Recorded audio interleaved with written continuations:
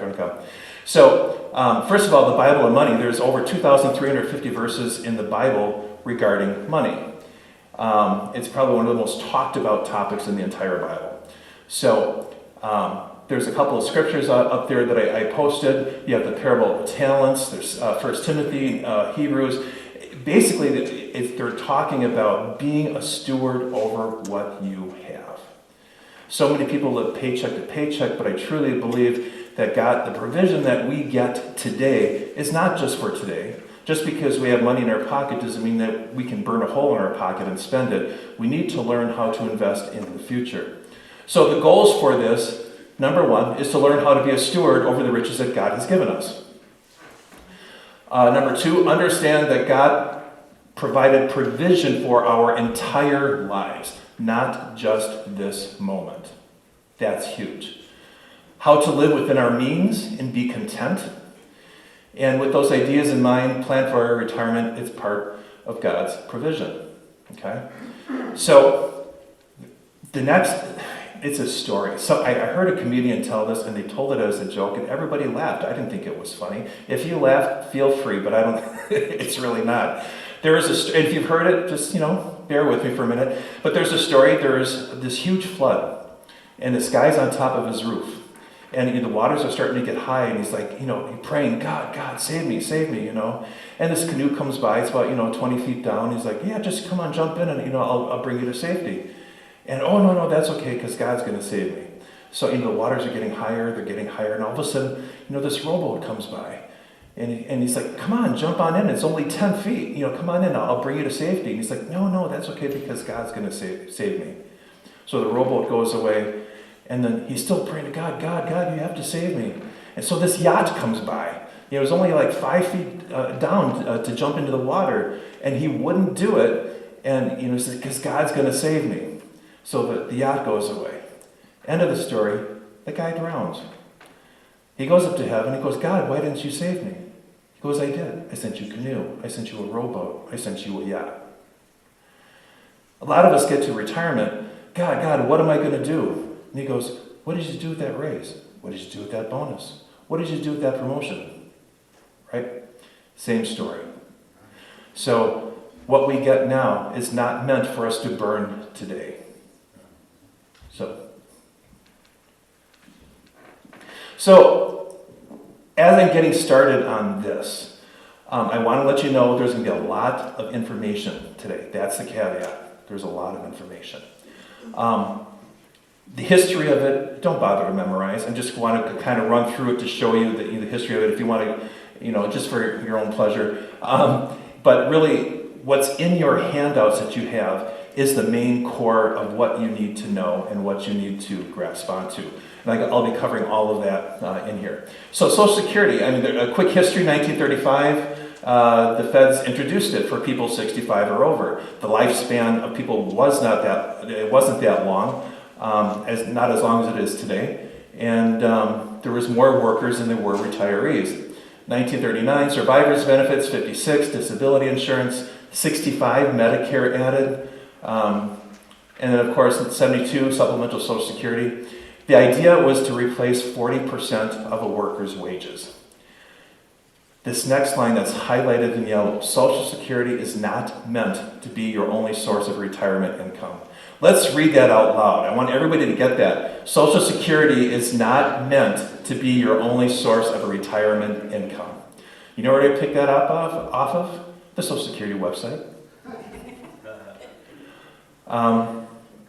And of course, the amount of Social Security the amount of your average wages that Social Security retirement benefits replaces, it varies depending upon your earnings and when you choose to start benefits. So, who's collecting? There's 51 million retirees, 13 million disabled, 6 million survivors. About 70 million people are currently receiving it. And there's 180 million people working and paying in. 62% of retirees rely on Social Security for 50% of their retirement income. 34% of retirees rely on it for 90% of their income. That's scary. So, just recently I had some furniture in my basement, right? And so I just want to get rid of this stuff, like, a bunch of stuff, and threw it on Craigslist. And this guy comes over, he comes to pick it up. He's 63, he just retired a year ago.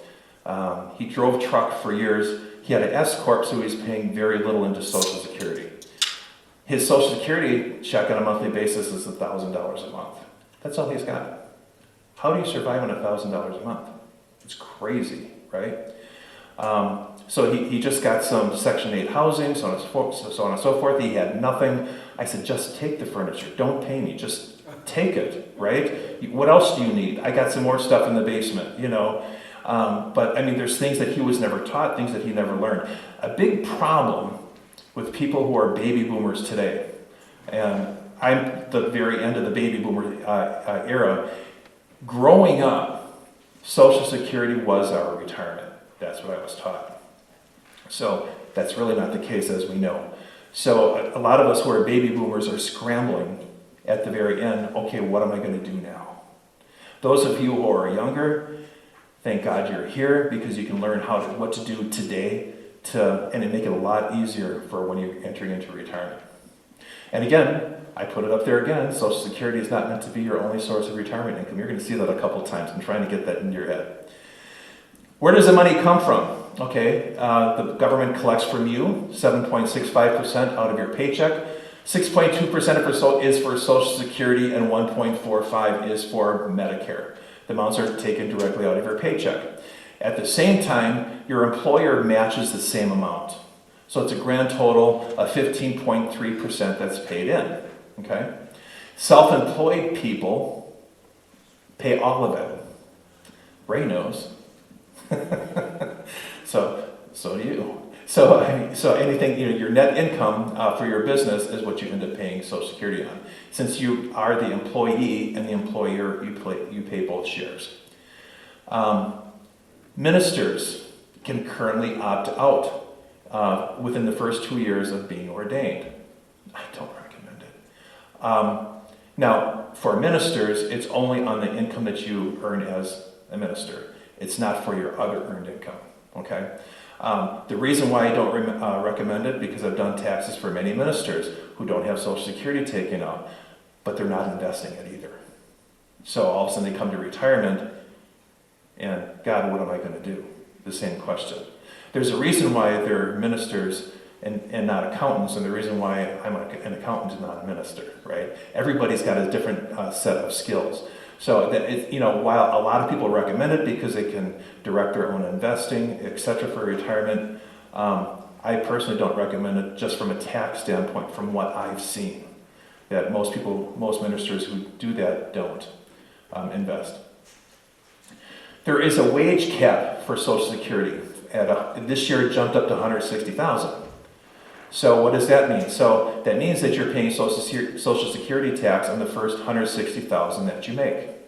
And this would be net income, not revenue. So after that, it's zero. You don't pay any more. You will continue to pay Medicare, but not the Social Security part. And then highly compensated people pay an additional 0.9% for Medicare.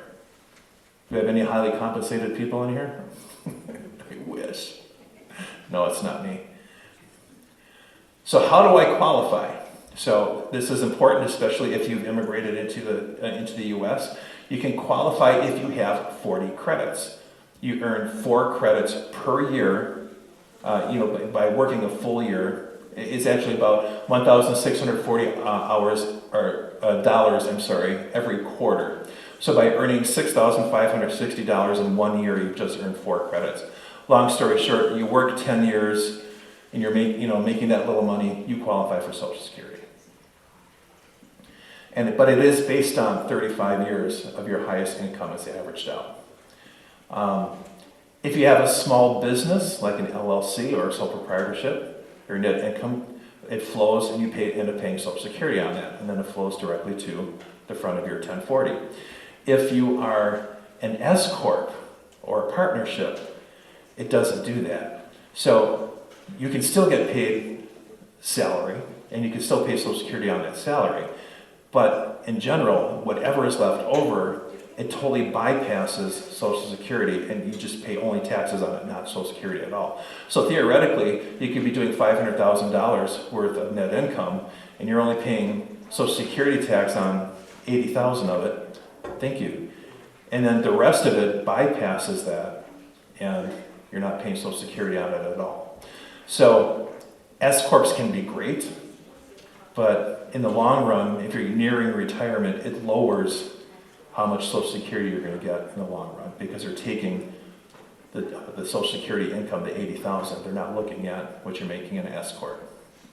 So it's a great benefit to have now, and this is going to come into part later on. I mentioned the S-Corps and the partnerships. There's a reason why I brought that up, because later on when we talk about the future state, we'll talk about that. So, when can I claim? So I've got 4 different age ranges up there. You have 62, 65, 66 or 67, and then 70. So 62 is the earliest. In reality, 67 is considered the full retirement age. So that is when they want you to retire. However, 58% of the people who retire at the age of 62. And then age 70 is the maximum benefit age. So if you're 62, you're going to take a penalty on what you would normally receive. So if at 67 you get $1,000, and then if you're, instead of retiring at 67, you decide to retire at 62, there's a 30% drop. So then instead of $1,000, you're only getting $700. Now, if you want to delay that until the age of 70, each year that you delay that past 67 is an 8% increase. So between the ages of 67 and 70, if you wanted to retire at age 70, you'd have a 24% increase in Social Security. So instead of $1,000, you'd get $1,240, right?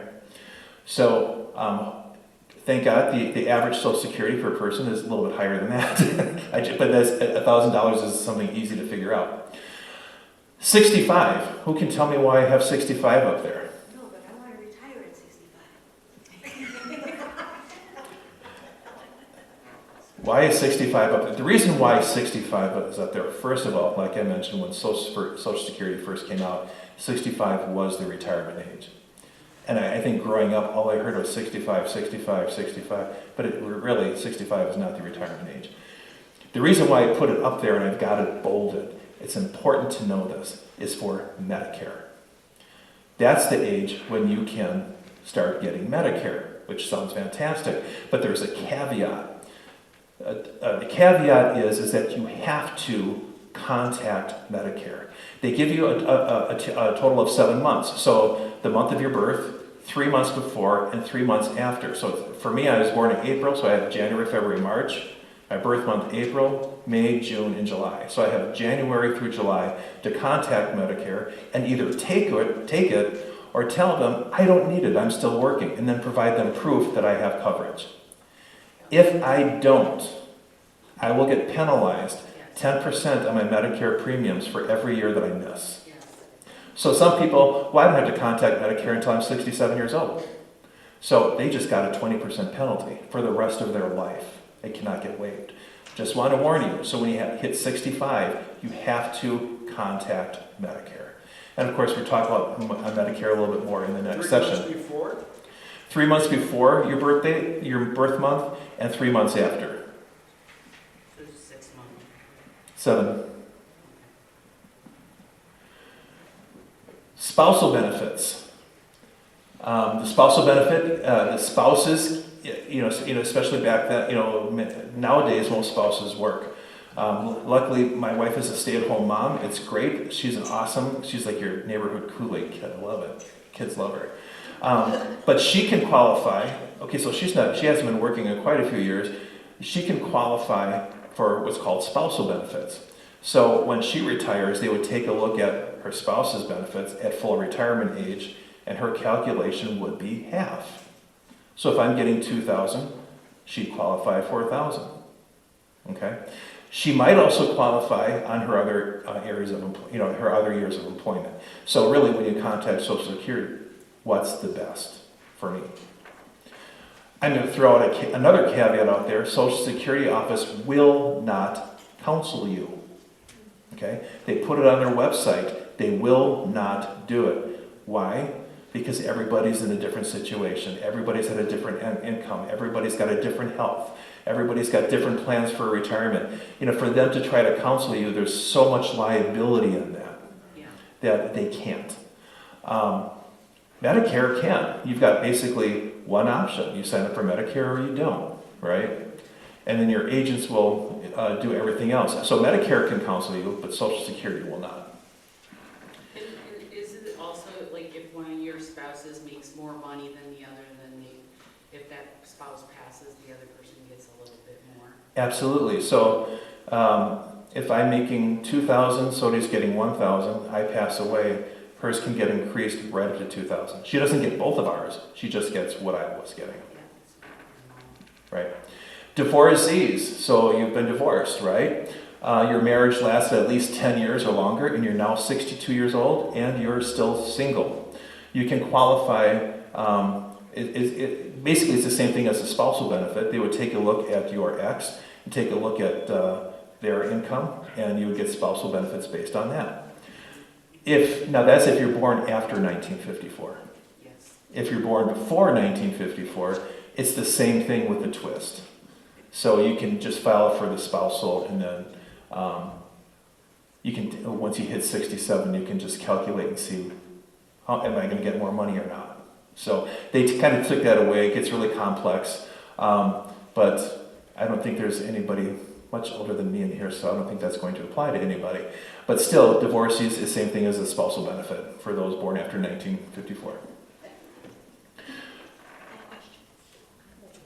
What? I have a question. I'm going to take you back a minute, but so I want my retirement age is 67. What if I want to retire at 65? What happens to my Social Security amount? I'll show you. Okay. Not just yet, but when we get to that page, it'll show you in detail exactly what happens. Okay. Jill? Can you still claim Social Security on your spouse if you're divorced, if he's still alive? Yes. But, I mean, you know, what's going to be more, the spousal benefit or what because I know that you're working. So you have to, you know, work with Social Security and figure out what's going to be the bigger amount. Full retirement age, good to know. So the first column is the year of birth. So if you're born in 1935, your retirement age is 65. Okay? If you're born, then of course they decided to increase it to 66, and they started increasing it to 67. So from 1943 to 1954, if you're 66 was the full retirement age. Then they decided to increase it up to 67, but they wanted a gradual increase. So if you're born in 55, you had to be 66 in 2 months to retire. The next year, 66 in 4 months, and so on. Up until 1960 and later, it's 67. So one of the things that the Congress is looking at now is possibly increasing the retirement age. And when they do that, it's going to be something similar, where they are going to month by month, because you don't want to get everybody upset. I just say rip off the Band-Aid, right?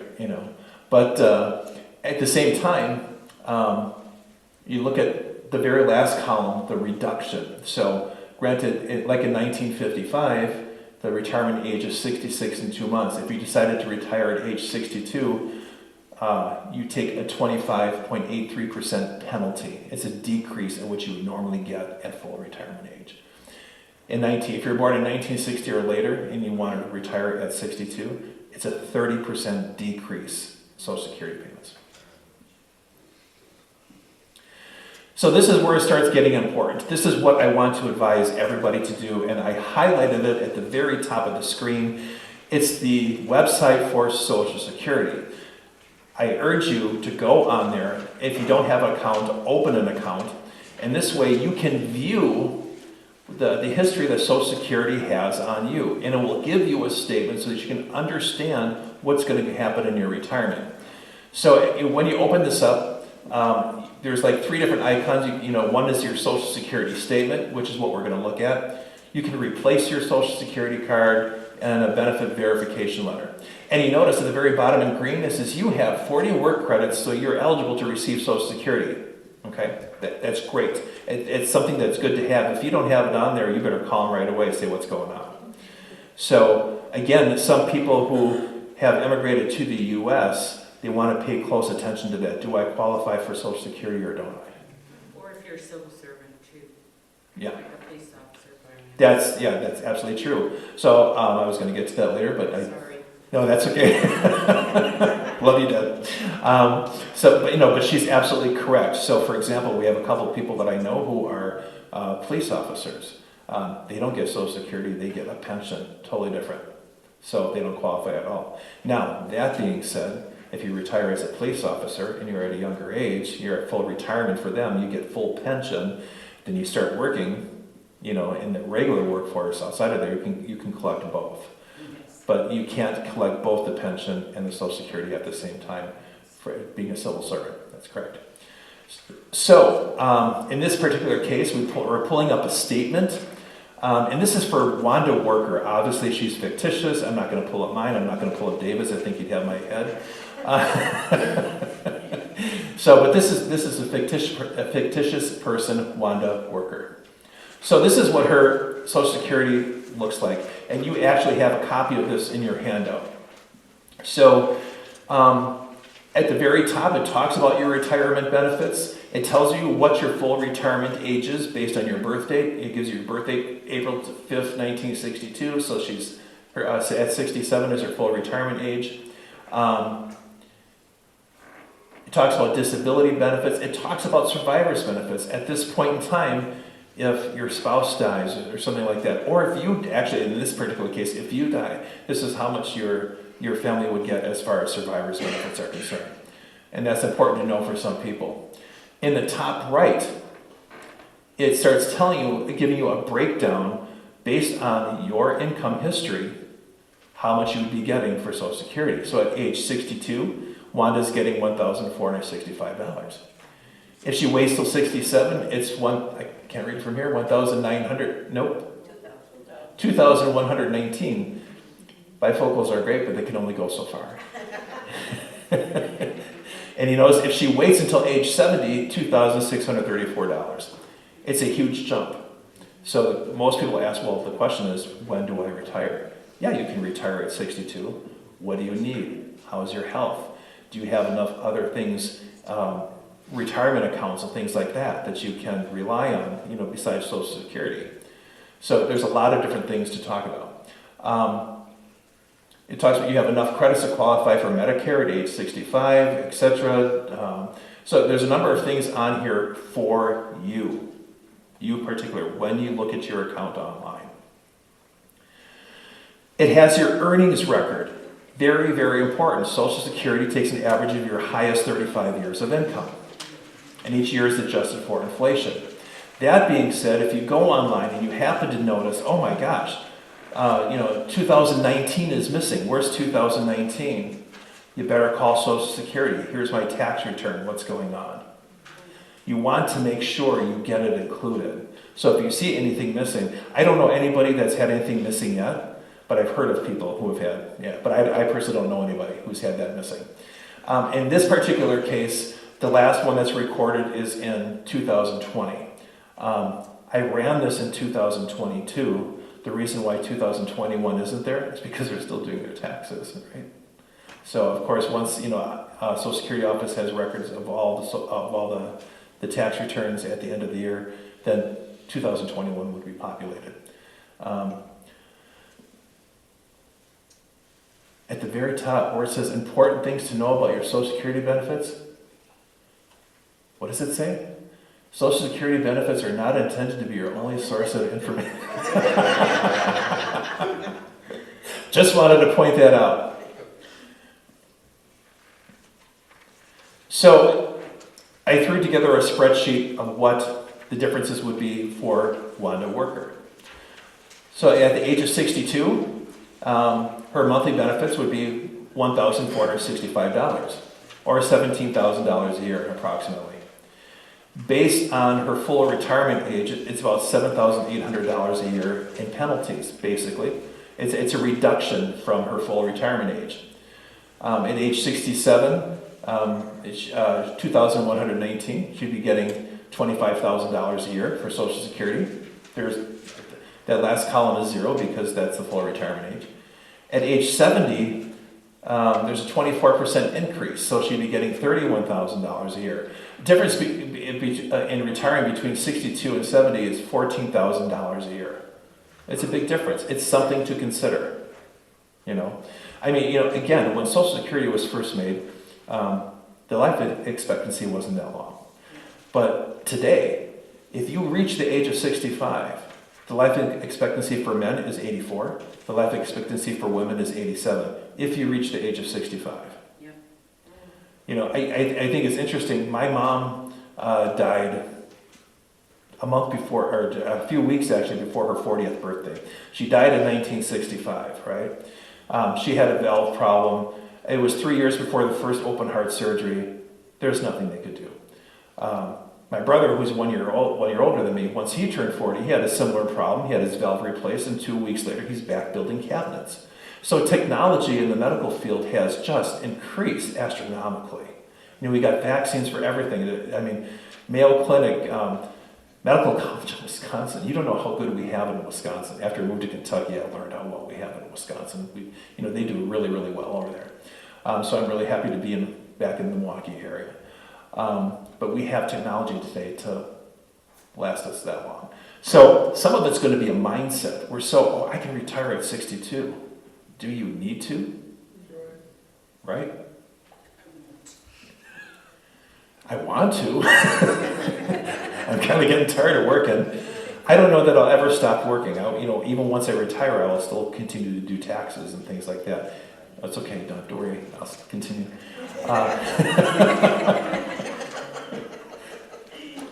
So, factors to determine your filing date.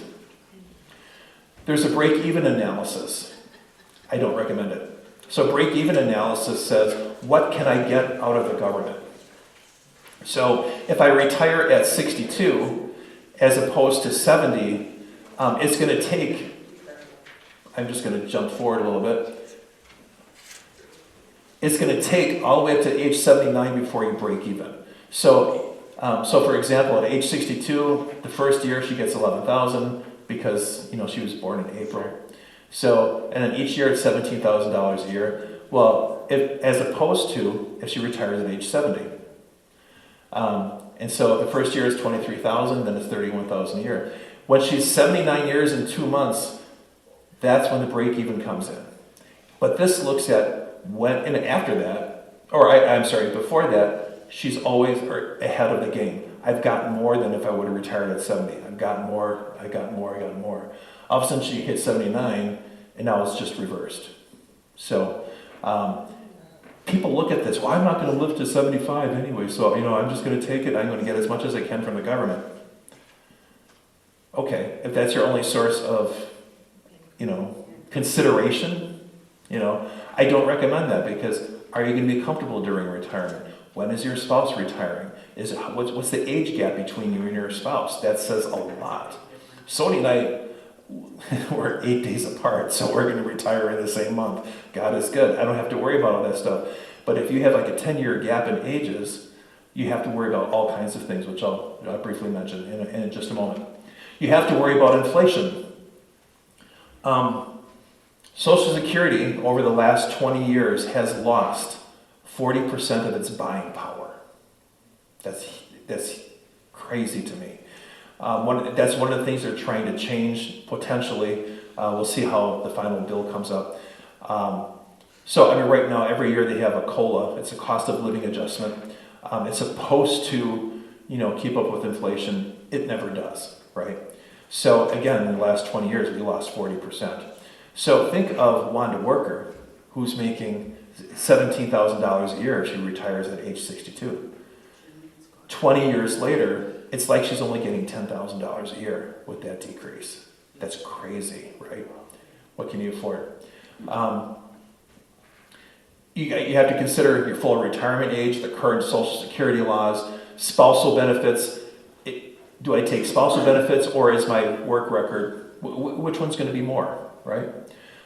Your health and ability to work. I know some people who you need to retire at 62. They're disabled, or things happen. You have no choice. Your health warrants that. At the same time, maybe you've got $2 million in a retirement fund. What the heck? Go for it. I would. I do that, but that's not my case. So I'm still going to be working for a while. Your bills and your financial status. Do you still have a mortgage? What kind of bills do you still have? Where do you live? I mean, if you live on the East Coast or the West Coast, your property taxes, the cost of living is so much higher. Midwest, it's a little bit more feasible. Medicare premiums. We'll talk about that next time around, or next session. And what other retirement income do you have? And also, are you planning on working during retirement? So, there's warnings with working during retirement as well. So planning to work, I don't know if you knew, but Social Security is subject to tax, meaning that it may be or it may not be taxable. If all you're getting is Social Security, it's not going to be taxed. By the way, Social Security is not taxed in the state of Wisconsin. So while it would be taxable in your federal return, it's going to come off the equation for your state return. So, but at the same time, if you're paying property taxes, you might still want to file a state return because you get homestead credit. But we'll cross that bridge when we get to it. So again, 85% of your Social Security tax is subject to tax. Your Social Security income is subject to tax.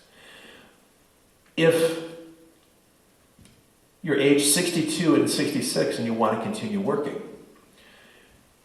so you have a part-time job, so for every $2 that you earn above $21,240, they will reduce your monthly Social Security payment by $1. Okay? So they're really trying to push full retirement age. I can collect Social Security and I can still get retirement, or still continue to work part-time, but you will get penalized and it still reduce your income. And then, if you're age 66 to 67, in the year that you are full retirement, they will take a look at the income prior to turning 67. So I turned 67 in April, not this April, thank God. But they will look at my employment record before then, and my max changes to $56,520. So this is a problem. How many of you have a birthday October, November, or December? Okay, a number of you. Huge thing to consider. So I have somebody, we just met him at a family gathering, if you want to call it that, the other day. He was really excited. He's retiring. It'll be next week now. And I'm like, why are you doing that? Don't do it. Don't do it.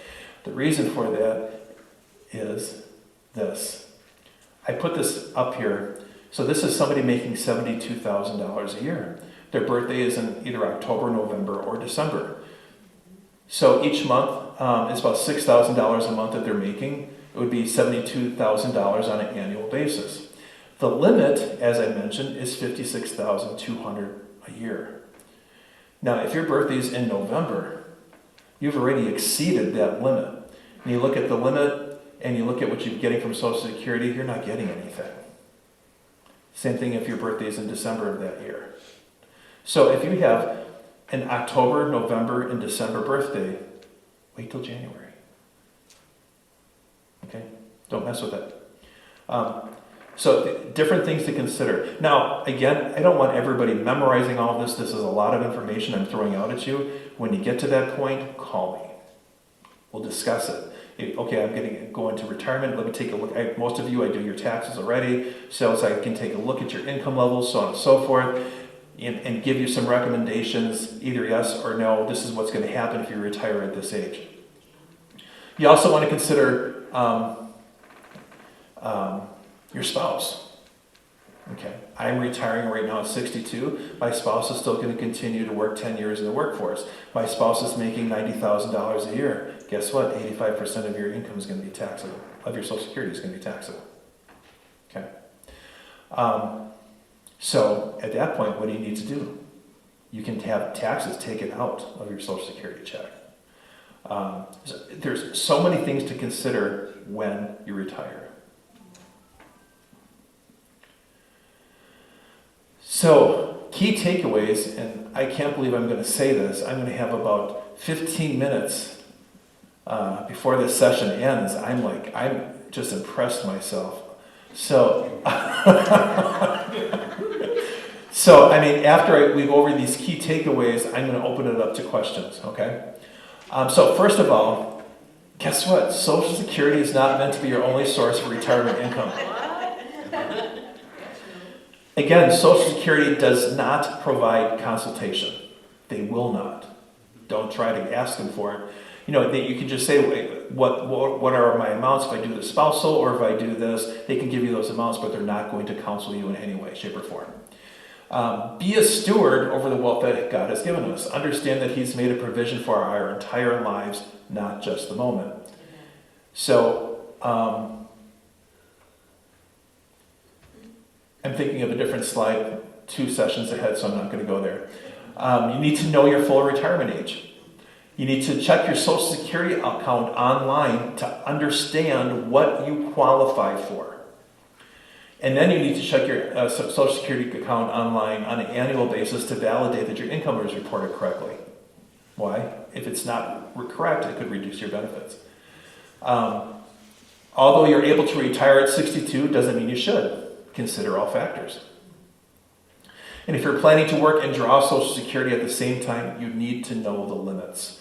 The limits change every single year, but you need to know those limits and how it's going to affect your tax return at the end of the year. So, those are the key takeaways. Future state. You've all heard that by 2035, only 80% of the benefits will be payable because Social Security is running out of money, right? There's a lot of conspiracy theories out there. I don't know. A lot of it's fueled by the press. There's so much junk in the press. What's really going on? And some people say, especially younger people, well, so when I get to be retired, at 65 years old, 30 years from now, it's not going to exist. I don't believe that. So right now, there's quite a few proposals in Congress right now. So I've got the top 4, and I also have a couple of other current proposals. The top 4 already have bipartisan support. So number 4 has 73% bipartisan support. So support among Democrats and Republicans. That's huge, right? To have that is astronomical. And then the very one at the top, raising the Social Security payroll cap, that's at like 81%. Okay, so I'm really confident we're going to have Social Security. So raising the Social Security payroll cap. So it's currently, remember before I mentioned that it's currently at $160,000. So if you make $160,000, they'll pay Social Security on that. And after that, it's free. Now you're making more money. You got more take-home money because you don't have to pay Social Security tax anymore. There's hoping that goes away. They're trying to get that to go away so that it's unlimited like Medicare. That alone would take care of 61% of the shortfall. So, I'm going to go back to that in a second. Reducing benefits for higher earners. So I'm just using this as an example. This is a pro or con. Joe Biden, when he got into the presidency, here's my tax return. He showed everybody his tax return, and they made over $700,000 adjusted gross income. After all the deductions, 48,000 of that was Social Security. Between him and Joe, and you're like, wow. And when you think about it, what do you need with $48,000 of Social Security if you're making that much? There are people who are making millions. Do you really need Social Security who are drawing it? Honestly, they're entitled to it. They paid into it, right? So I agree. It's just an odd thought. I never thought of that before. But that being said, they want to reduce benefits for higher earners. Not take them away, but reduce them. And that would take care of 11% of the shortfall. So those two are both like 80% or above. Number 2 is about 75 to 76%. They gradually want to reduce the retirement age. That would take care of 40% of the shortfall, and increasing the payroll tax by 0.2. So right now it's 6.2 for Social Security, they'd increase it to 6.5, so it's 0.2%. That would take care of others. So there's other current proposals that do not have full bipartisan support like that. 3 of these Biden was really into. I agree with some of them. So raising the minimum benefit to 125% of the poverty line. I mean, if all you're getting is Social Security, and you're underneath the poverty line, how do you survive? Yes. I think of the guy who came to my house with the furniture. It's like, dude, $12,000 a year. How do you do it? Change of cost of living adjustments to equal inflation. So right now we got the COLA. It's going to go up, but it's not going to be as high as inflation is. So again, Social Security keeps on dropping every year. The buying power of it drops every year. They were trying to get it to match inflation. That would eat into the shortfall. Also, increasing benefits for retirees over 80 years of age. When you're 80 years of age, you're not 65. You're not a spring chicken anymore.